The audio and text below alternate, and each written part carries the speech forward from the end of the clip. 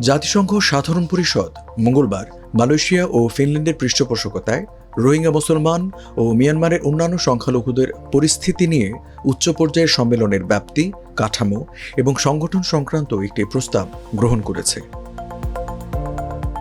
এতে বাংলাদেশের স্থায়ী প্রতিনিধি অ্যাম্বাসেডর মোহাম্মদ সালাউদ্দিন নোমান চৌধুরী উন্মুক্ত বিতর্কে অংশগ্রহণ করেন এবং রাশিয়ার প্রস্তাবিত কয়েকটি সংশোধনী গ্রহণ না করার প্রেক্ষাপটে একটি ভোটের অনুরোধ জানান। 141 ভোটের পক্ষে প্রস্তাবটি গৃহীত হয়।